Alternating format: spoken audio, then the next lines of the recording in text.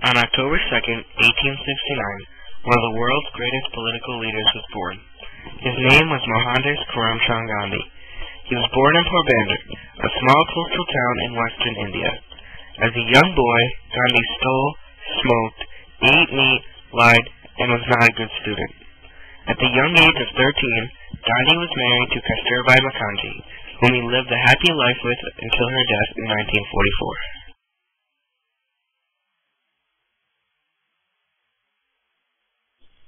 At age 19, Gandhi left India and traveled to England, pursuing a law degree. He enrolled in the High Court of London in 1891, but left for India that same year. The next year, he accepted an offer to work as a legal advisor for an Indian businessman in South Africa. Gandhi stayed in South Africa for 20 years, and during those years, Gandhi experienced racism, as he was thrown out of first class on a train even though he had a first-class ticket, and also when a white man attacked him. He noticed that Indians in South Africa had no rights at all. All of these events led Gandhi to create a practice of nonviolent resistance. He called this practice Satyagraha. He would continue to use Satyagraha throughout his life and also against the British forces controlling his country.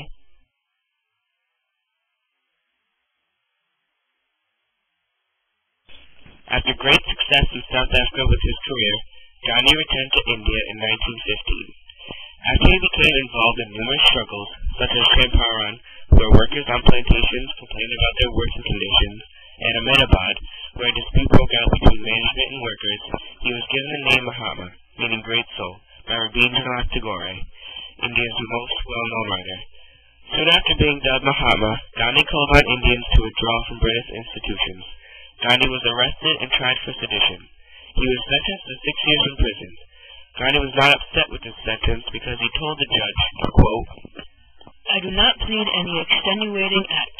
I am here, therefore, to invite and cheerfully submit to the highest penalty that can be inflicted upon me for what, in law, is a deliberate crime and what appears to me to be the highest duty of a citizen."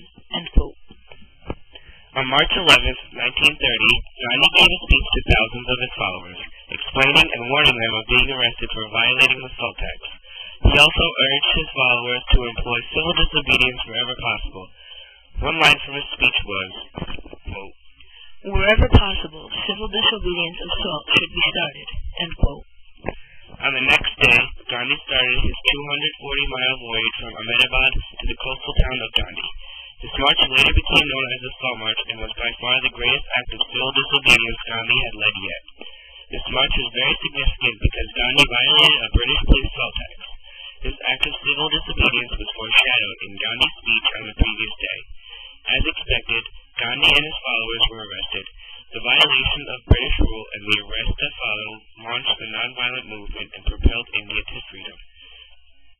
Dr. Bernard Lafayette, the Junior Director of Peace and Nonviolence at University of Rhode Island, and his views on Gandhi's Salt March.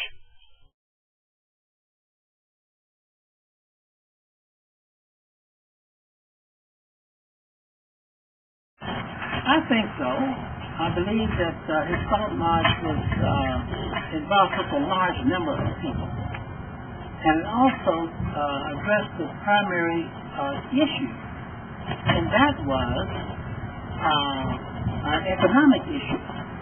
That somehow the people could not use their own resources, but rather they were forced to buy salt by the British. And Mahatma Gandhi wanted to say, these are our resources here for our land, and therefore we have the right to use those resources, not pay the kind of price that the British want us to pay. The Salt March eventually led to the Gandhi-Irwin Pact. Lord Irwin was the British Viceroy of India at the time. The pact brought the English government and the Indian Congress to a consensus of the Indian Congress would discontinue the civil disobedience movement. The Indian Congress would participate in the Round Table Conference. The English government would withdraw all ordinances to curb the Indian Congress.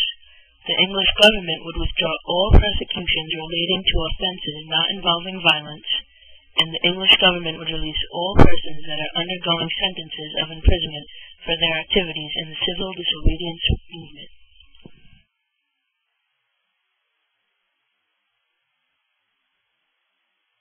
August 15th, 1947 was a glorious day for India. This was the day they finally won their independence from Great Britain.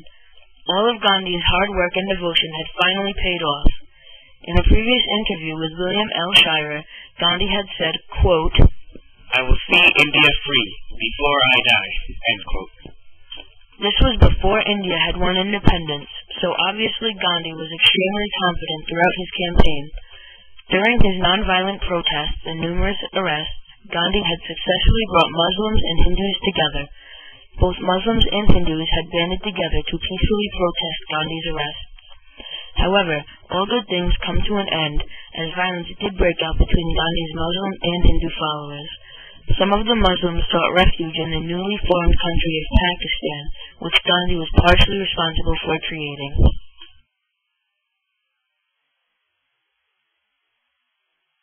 Gandhi spent the few remaining months of his successful life in Delhi, the capital of India.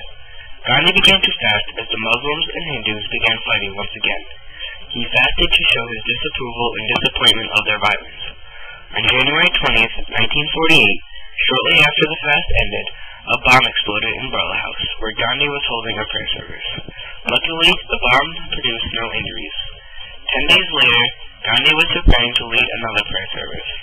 It was supposed to begin at 5 o'clock, but Gandhi was uncharacteristically late, and at 5:10, Gandhi began his walk to the platform where he would conduct the meeting. However, on the way to the platform, a Hindu extremist by the name of Nathuram Godse interrupted Gandhi's walk when he stepped in front of Gandhi and bowed to him. Gandhi was unfazed because he had encountered this many times before.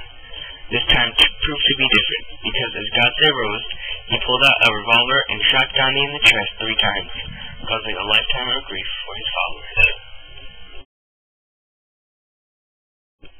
Gandhi's life was full of success, but the freeing of India overshadows other things Gandhi has done. The fact that Gandhi liberated India is a feat all by itself, but it is the way in which he did it that is most impressive.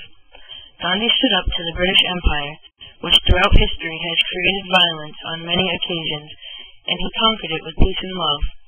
Dismantling a powerful empire without violence was unheard of at the time. Gandhi prevailed through racism and poverty, and he gave a great nation its freedom. He also influenced other great leaders such as Martin Luther King Jr. As Gandhi blessed his assassin as he fell to the ground, it was a peaceful ending to a peaceful man's incredible life.